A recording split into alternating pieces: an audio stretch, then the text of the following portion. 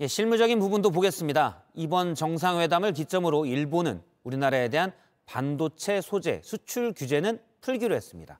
하지만 더 중요한 화이트리스트, 즉 수출 우대국 대우에서 제외된 데에는 계속 협의 중이라고 했습니다. 따지고 보면 일본이 양보한 건 별로 없습니다. 예, 군사적인 측면에선 지소미아, 즉 한일 군사정보보호협정이 사실상 정상화됐습니다. 정재윤 기자입니다.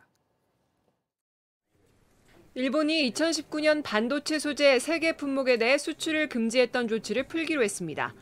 일본이 우리 대법원의 강제동원 배상 판결에 항의해 보복 조치를 단행한 지 4년 만입니다.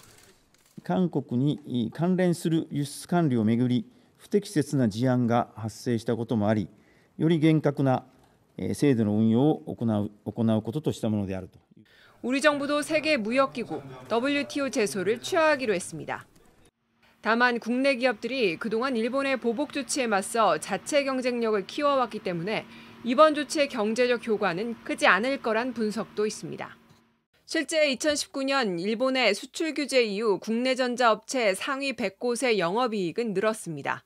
오히려 화이트리스트 배제 조치, 즉 수출 우대국 대우에서 우리나라가 제외한 건 그대로 유지됐습니다. 수출 규제보다 더 핵심적인 현안이지만 일본 측은 조속한 회복을 위해 논의하자고만 했습니다.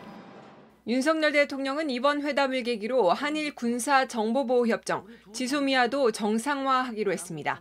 문재인 정부는 2019년 일본의 수출 규제에 대한 맞대응 조치로 지소미아를 연장하지 않기로 통보하면서 사실상 정상 가동이 되지 않고 있습니다.